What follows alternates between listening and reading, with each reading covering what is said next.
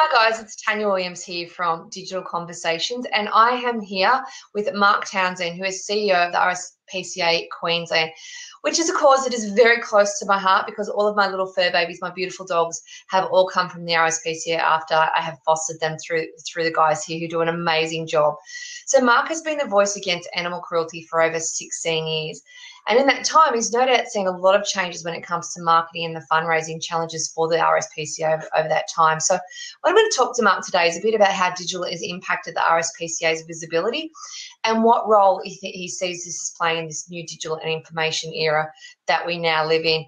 Welcome, Mark. It's great to be talking to you. Good morning, Tanya. As I said, RSPCA is something that is very dear to my heart because all of my babies come from there, and I'm a big supporter of you guys over many, many years. Can you tell me, as your role as CEO, what is your main goal? What are the main drivers for you each day? To be redundant. That's the aim, to be redundant. to make sure that we're not needed anymore, to make sure the public know if you get an animal, it's not that hard, feed it, shelter it, love it, give it a bit of care, and we'll all live happily ever after. That would be the aim of me. As terrible as that sounds, I'd like you to be redundant as well. Yeah. Right. There must be a few around the world that would like that to happen.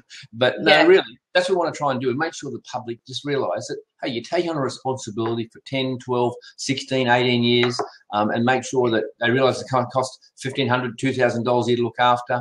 And even if you have a circumstance in your life, you know, a breakup or something, there's other ways rather than dumping them at a shelter. That's all. Yeah, I couldn't agree more. It's one of the things that just outrages me. So over the past few years, I've seen an increase in visibility on what RSPCA are doing across a number of digital channels. So how has that growth developed, and what has been the strategy behind that? Well, the strategy is always to make sure that our supporters and the public know what we do. And obviously the digital platforms that are getting out there, that's one of the major ways we have to communicate. What we have to remember about also is it's a bit like our call centre. We run a call centre here that takes over 300,000 calls a year. And sure, I could be the economic rationalist. I could ship it off over to Asia and we'd save a lot of money. But then the people we deal with is sometimes an older bracket. We have to make sure that those people are really familiar and friendly, and they get a very familiar and friendly face at the other end. And the same with digital. You know, I don't want to get rid of all our normal snail mail communication where those elderly people feel a bit disjointed to the RSPCA. So it's a real balance for keeping up with the latest technology, making sure the latest demographic still deal with us with the digital side of it, but also having a little bit of snail mail, a little bit of old style to make sure those elderly demographic who are big supporter base of RSPCA don't feel disenfranchised. So it's a balance. So how do you use the digital channels to your traditional channels then? How are you using them differently? We're trying to convert them. There's no doubt that the digital channel is cheaper to operate in that sphere. The only thing is I can tell you from a fundraising perspective, from sending a pack of mail, which costs a lot more money than a digital EDM out, you'll find we get a far better result. So, you know, it's a balance between making sure people can get a piece of paper there with a picture of an animal before and after, compared to one of 1,000 emails they get a week, particularly making sure we get that one opened and the same story getting out. So for you guys, it's about using your digital channels, in different ways to suit your audience, basically. Exactly. It's really important that we use the latest technology. Every digital channel is available, but make sure we set it to the right demographic audience. What we don't want to do, and yet in saying that, I've got some 80-year-old volunteers who are right on to messaging, right on to digital channel, emails, Facebook, Instagram. But then I've got others who they've still got the telephone connected to the wire at home. That's all they use. Yeah. Of course, and I mean, as your audience is so vast, it's really important to make sure that you have those channels available to all of them. As you said, I think that's a great attitude to have towards it. So do you think that digital plays more of a supportive role to some of those traditional lead campaigns? Because I know I get the old snail mail, as we call it, in the mail with all of the messaging and so forth from you guys. So do you think when you guys send that out, does digital then just really support that? So there's another message that goes out to people again? And you'll see a lot more now. We've done quite a lot of videos lately where people actually see thank you videos from myself come across a digital channel, or a welcome or a Christmas message, which we never used to use because we can obviously compress files easy. There's good internet connections, good broadband connections everywhere. We can use that channel as well. So, yeah, I think it supports each other. What you don't want to get lost in is say, let's use the greatest technology, our IT department, myself come up with all these great ideas, and then forget about who we're servicing. And we've got 45,000 or 44,000 animals that rely on us to get to the right people all the time. Yeah, and that's exactly right. It really comes back down to your audience, doesn't it? And like, go on. So, I mean, it would be easier, yes, to just do it all via digital, but that wouldn't be good for our business because, as I say, some people still aren't connected. That's right. That's very true. So, as a not-for-profit, then, what digital channels are you guys actually using? I know you're across social media and you do a lot of EDMs. What other digital platforms are you using? In which way? Well, obviously all the social media platforms, obviously. Yep. So I suppose from a communications point of view. Well, obviously we do a lot via obviously annoying people with EDMs, electronic, obviously mail all the time, and they're getting a little bit more, I suppose, professional these days rather than just a drab old email. They'll have a lot of content in it because people have got better connections, so they can take a video, like I said, a message from the happy CEO, and also from our staff. We've actually got a new app now, which our volunteers and our visitors to our shelter can actually see animals, and they can put little comments when they see the behaviour of the animal, or people who walk the animals for us, or volunteers, and that goes straight up onto Facebook, goes straight up onto the pet portfolio of our adoption site. So we've really tried to engage the volunteers with the animals in our shelter at the moment. It's called Adopt Me App, and I think it's just won an award in Silicon Valley. Oh, awesome.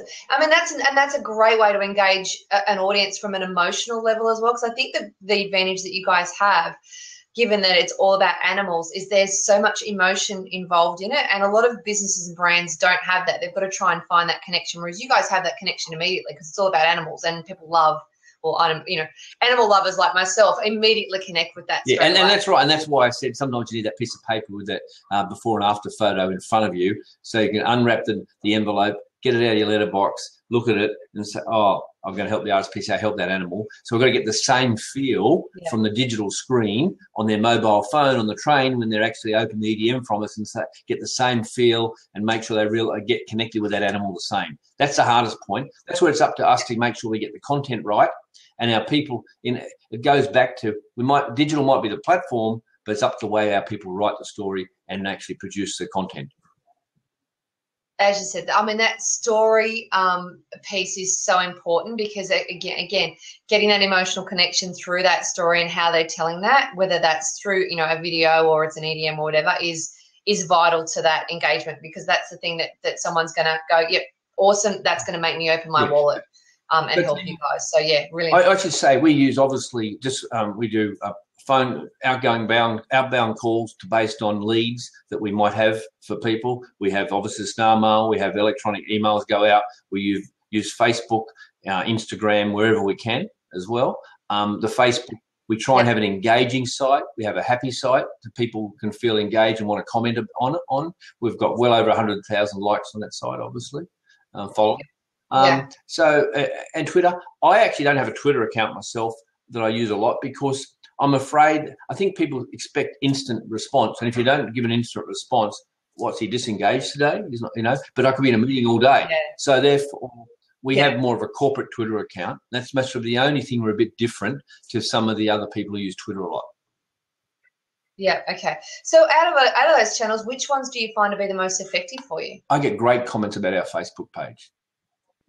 Yeah, you do have a good Facebook. Oh, that's good. Well, someone from the digital, that's it. We do get good comments. And there's a couple of staff members who actually contribute to that all the time.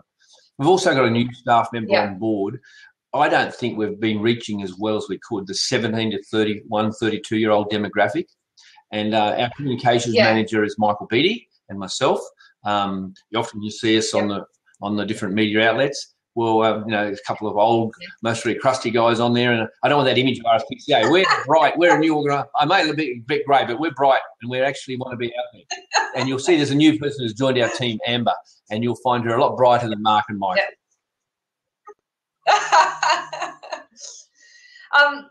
So I mean, as I said before, you guys have an advantage when it comes to that, that emotional sort of connection. How do you define, or how do you draw the line between how far you're going to push those boundaries? Because obviously some of the stuff that comes out, and I know when you send the snail mail pieces, sorry to keep referring to the snail mail pieces, but when you send those letters out and you see some of those images, they can be quite disturbing. How do you know when to go, no, we can only draw the line here? Because obviously that's what's going to get people enraged and want to help you without pushing it too far. Because I can imagine some of the things you guys see would just be absolutely horrific and horrible. And yeah, how do you know where to draw that line? Well, I suppose that's unfortunate. I have been here 16 years and we've made a few mistakes along the way. That's it. It's experience to try, and we sit down, our team goes through it. We decide that's what we're going to send out, or that's what. And I don't always want to send out sad stories because we have so much great work as well, so much happy stories. But we do try and get the message that's what's happening in the community. The RSPCA is not doing that. Someone in the community is doing that, and we have to let other parts of our public know that. So it's a balance between getting the realities of life and the shocking situations we see, and then all the good side of how good people are. I was down buying a coffee earlier at a cafe, and I was talking to the guys, and they said they had a great weekend. We had some good adoptions, and they said it's just so nice working here because they've been in hospitality elsewhere. But the people come up to them as they're buying a coffee and say, we weren't going to come, we just come out to have a look. Now we're going to take a dog. We're just going to have a coffee and think about it. So those people are making the right decision. And then he said the best thing is they get the coffee and they see them walking out with the dog. And that's it. If I come in Saturdays or Sundays, you see mum, dad, a couple of kids, and the cat or dog walking out in the crate with them. It's so exciting.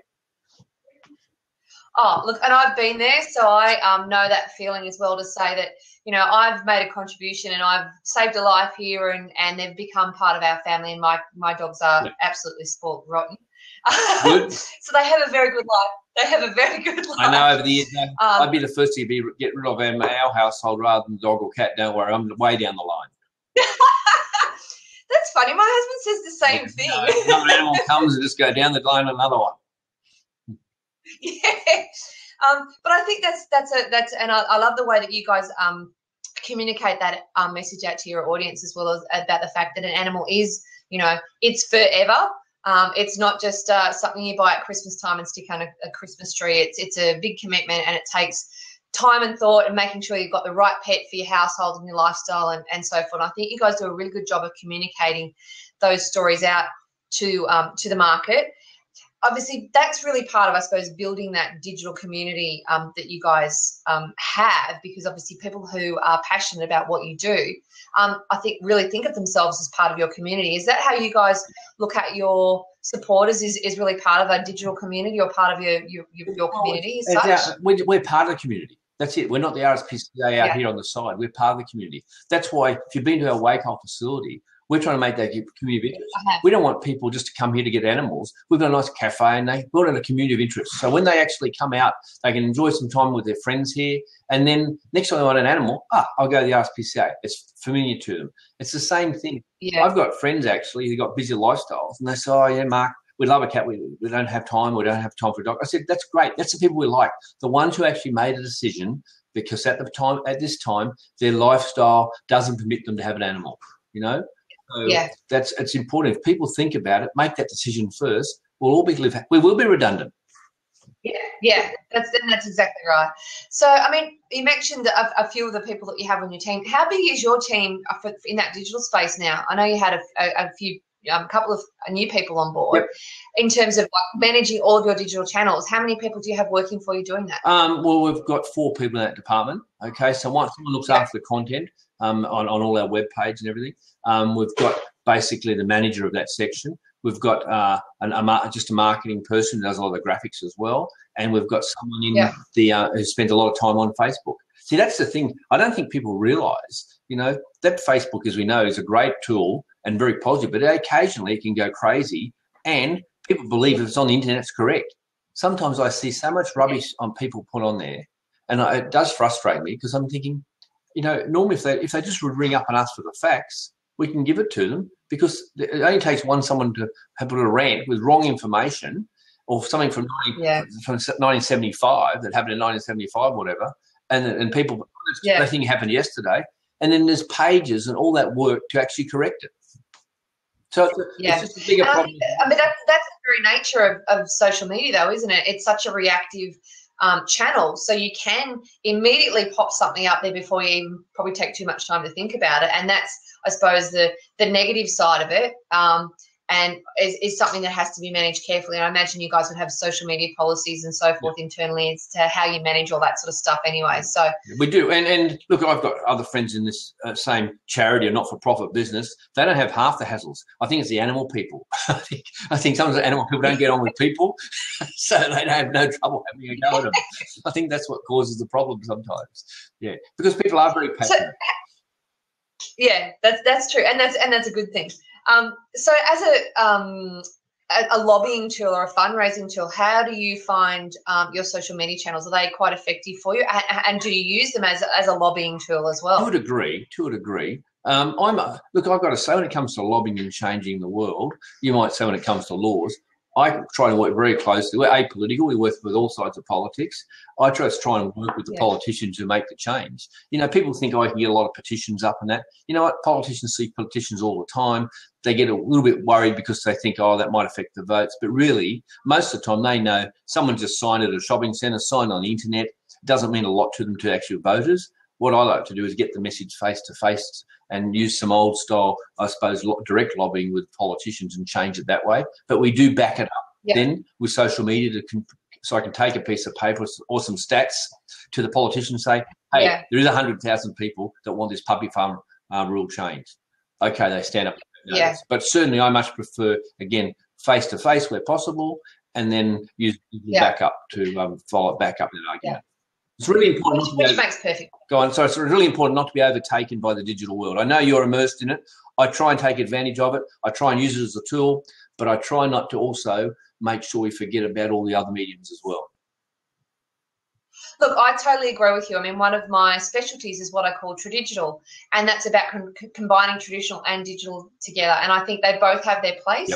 And you can use them in certain ways depending on what you're trying to achieve. So as much as I love the digital world and work a lot in that space, I think there is very much a place for traditional marketing and sponsorships and events and so forth, because it's that face-to-face and that touchy-feely piece that's really important as part of, particularly when it comes to community engagement and as well. That's it. I'm on the same page. Exactly. Yeah. Okay. So in terms of how digital is used internally, I think a lot of people think that digital is only for customer-facing and sort of outward-facing platforms. Do you guys use a lot of digital internally for your systems and processes, your CRMs, all of that sort of internal piece that you need to keep track of records and fundraising data and all that sort of stuff? Yeah, we do. I don't know if you realise, we actually designed a system now that's used worldwide. So that oh wow, no, I didn't realise. If anyone's got Foxtel who watch this later, if you look on the show called there's Animal Planet on Foxtel, and you'll see Animal Cops. If you look close enough, for Michigan Humane or SPCA Texas or Houston SPCA, all those shows overseas, you look close enough on the screen, you'll see our software. So we've got a product called Shelter. Oh, that's amazing. And so pretty well every agency in Australia uses it, every shelter, Animal Welfare Leagues, RSPCAs, all the other independent shelters, Lost Dogs Home, they all use our system. And then through America and Canada, most of the main facilities, whether it be San Diego, even Silicon Valley, SPCA use our system. So. Oh, that's awesome. Yeah, so that's great. We've been designing digital internally and that came from a problem, because when I first started, we could prosecute somebody at a court, say at Southern District Court, unless we recognised them at our counter at Fairfield in those days, we could adopt a dog to them. Nothing was connected. So we designed something. Oh, so that's true, yeah. Back in 2001, we thought that's a problem. So designed a web-based system, and then it just grew to a complete enterprise system to manage the whole business of animal shelters. Yeah. Oh, that's great. So what has been your biggest digital challenge to date then for RSPCA? Was there something that sticks in mind and go, oh, geez, that was a real issue for us, and how did you overcome it? I think always resourcing is an issue. Like, people think, you can get a web page up there very easy. We can buy a little package and everything. But for a large organisation like ourselves, to have a good quality web page to actually to ensure the content's relevant, easy to read, you've got to have a really good base. That's expensive, and you've got to balance between, don't forget, our funding is less than 1% of our budget. So we've got to balance to make sure that the majority of our money goes direct to animal care, which it does. And so getting left over for another, tens of thousands of dollars for the software platform for your web page is a problem. So our web page has always been a problem. It's right now, but took a long time to get right. And the content, our staff having to get the time to build the content, because it doesn't come from the digital people. It comes from the vets who are busy working on animals. It comes from the shelter staff who are actually looking after them, or the foster team. So they've got to give up their day job, basically, to spend a lot of time to get the content right. So the central web page is mostly our biggest challenge. Yeah. Well, as you said, there's a lot of moving parts to it, isn't there? And there's a lot of people involved in having to maintain. And I think that's a challenge that a lot of businesses face, as well as is having the time to do all that, which can be, as you said, a very hard balance.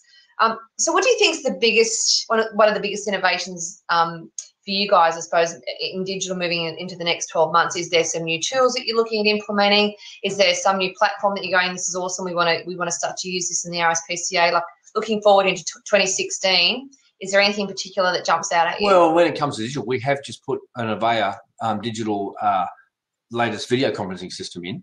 And now that's, you might think, well, what's that? It's, that's been around. It's not just a juiced up Skype, you might say. It's actually a really good system that actually allows us to, every dog that goes through our pens is behaviourally checked, and that gets recorded on the system, whether it be in Townsville or Kingaroy. So we actually record that. Our team can review it. We've got someone in San Diego who's an expert at dog behaviour who actually reviews. So if we've got a dog that we think we'd love to get this dog out, we're just not quite sure if it's safe, she actually can review that instantly from the system. We have trained rather than bring people down to our wake-off facility for training, where we do, say, from Cairns or whatever. We can do a lot more via online now. And you will see more than likely some more work done via vets via our digital channel as well. So remotely, our vets will be able to look at a dog in Cairns, and we're just working on some telemetry equipment that will actually get the vital signs element for the animal through the system as well. So, that's really going to make you guys a lot more efficient in terms of being able to bring those costs down, because you don't have to physically be on site every single time. That's right. And so that's most probably digitally, that's where a bit of focus is at the moment. That is amazing. That's great that technology is available and that you guys are using it. Yeah, I think we're stretching it. We love to buy new technology. We love to stretch it as well, do things different. Yeah, but that's what you need to do, right? And that's how you, use innovation well, and how you push the boundaries to get more and more out of the limited resources that you do have. So, I mean, that's just a necessary part of what you do, isn't it? That's part of life. We squeeze every bit we can to make sure we get the best value. We need to. That's exactly right. So, I suppose what's next for RSPCA? Is there... obviously, you had the new Wake-Off facility built a couple of years ago. Is there anything big and new on the horizon that you want to share with us? Well, I think we're refining things now. We save more animals than anyone else in the Southern Hemisphere now, but we actually got to reduce our length of stay. Our focus for our staff, I think culturally, now every staff member knows they've done everything they can to save that life. They think about foster, they think about rescue, they think about all the different options. What we are trying to do is squeeze the time down that animals spend at the shelter. So processes are a big focus to do that. We're rebuilding in some of our shelters. So we don't want to actually build new shelters. We just want to redo the ones we've got, because I don't think getting more shelters, bricks and mortar is good value for donors' money anymore. Not with the internet. We can do it so many different ways. We've got a little bit of technology happening, as like I say, with that new video conferencing and some virtual vet stuff that'll happen as well. That's most probably our focus at the moment. Wildlife is huge for us as well. People don't realise that. Our wildlife hospital here at Wake-Off, we do 18,000 animals a year. And to put in that in context, there's 3 wildlife hospitals in Queensland. There's Currumbin, there's Australia Zoo and ourselves. The others do about 7,500 or 8,000 animals each. We do more than double that. So that's a big suck on resources as well. Yeah. Huge push on resources, and we're always trying to look at better ways to stop those animals coming in the first place. Yeah, so that's a lot of an injured lizard or kangaroo or something that someone brings in that they've found hit on the road or something. So you've got cars, cats, dogs, and habitat. Habitat's huge. It's all that Southeast Queensland. There's all that growth still happening, and there's wildlife there. And where do they go? They can't go next door. That's already built on. Next minute they go one single tree, and that's where the crows attack them. They fall down, the dogger gets them. So there's a whole lot of problems there. Yeah. Thank you very much for your time this morning. It's been a pleasure getting some more insights about what you guys are doing. As I said, big fan, love what you guys do. It's a cause that's very close to my heart.